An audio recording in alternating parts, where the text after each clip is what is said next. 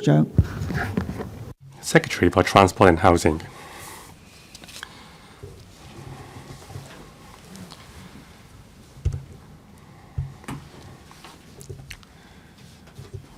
My apologies, President. President, I move that the Dutiable Commodities Amendment Bill 2026 be read a second time.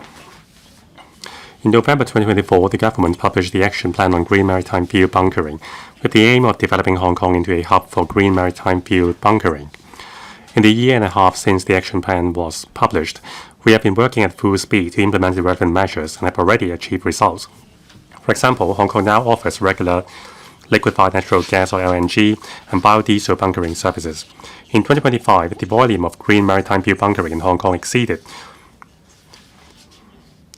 220,000 tons. In the first 5 months of this year, the 38 bunkering operations have been conducted with more than 60,000 tons of LNG bunkered. The volume of LNG bunkering in Hong Kong has doubled compared with the same period last year, clearly demonstrating our immense potential. At the same time, we are introducing a number of supporting measures, which includes planning for the development of green fuel storage facilities, launching the Quality Bunker Operator Scheme to encourage the industry to improve the quality of bunkering services through the use of mass flow meter systems, and launching an incentive scheme later this month to attract more green vessels to bunker and register in Hong Kong. On next-generation green maritime fuels, we have been focusing on the development of green methanol bunkering since last year. In March this year, Hong Kong carried out its first green methanol bunkering operations at Anchorage and at the Kwai Chung Container Terminal, making Hong Kong one of the few ports in the world capable of providing methanol bunkering at both anchorages and container terminals. My team is working closely with the industry to attract more ocean-going vessels to Hong Kong for green methanol bunkering. I'm sure there will be more good news in relation to methanol bunkering in the future. The rapid development of green methanol bunkering has been made possible by the Legislative Council's support last October for the enactment of the Dutiable Commodities Amendment Regulation 2025, which exempts methanol used for bunkering from duty. Under the Dutiable Commodities Ordinance Cap 109, methanol is classified as a dutiable commodity.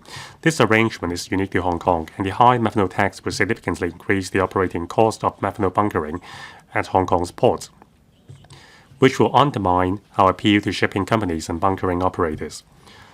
Although denatured methanol, that is methanol to which a denaturant approved by the government chemist has been added, is also exempt from duty. This process imposes additional cost and administrative inconvenience on the industry. The use of denatured methanol for bunkering is also not the standard international practice. Therefore, the amendment regulation enacted last year allowed methanol used as fuel for outbound vessels to be imported duty-free and without the need for denaturation. It has truly removed barriers to methanol bunkering in Hong Kong. As methanol has become increasingly popular as a green maritime fuel, we anticipate that more methanol-powered vessels will bunker in Hong Kong in the future, increasing the volume of non-denatured methanol imported. To strike a balance between the development needs of the industry and rigorous enforcement, we have announced that a two-step legislative approach would be adopted to introduce a duty exemption regime for methanol used as fuel in outbound vessels. We first introduced in October 2025 the amendment regulation to exempt the duty on methanol for use as fuel in outbound vessels, so as to allow the local bunkering industry to commence operation with duty-exempt methanol as soon as possible. We are taking the second step today to strengthen the regulation of methanol by introducing the bill. The legislative proposals mainly cover three areas. First, new offences are introduced in relation to duty-exempt methanol to regulate the use and supply of duty-free, non-denatured methanol. It is an offence if a person uses the methanol on a non-specified outbound vessel, or sells, supplies, or transfers the methanol for the use by that vessel. It is also an offence to place duty-exempt methanol in conveyances or machines other than the fuel tank of a specified outbound vessels. Second, making delivery requirements. All deliveries of duty-exempt non-denatured methanol must be accompanied by a mandatory delivery note, which explicitly states that the product is for use as fuel for a specified outbound vessel only. Failure to do so would be an offence. This is to remind the receiver of the sole purpose of the methanol so as to reduce the risk of misuse. Third, introducing provisions on presumption of facts.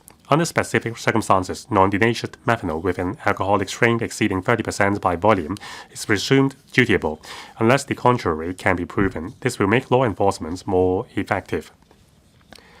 The government has consulted the panel on economic development concerning the proposals. Members unanimously supported the proposals. I implore members to support the bill for its early passage. I so submit. Thank you, President.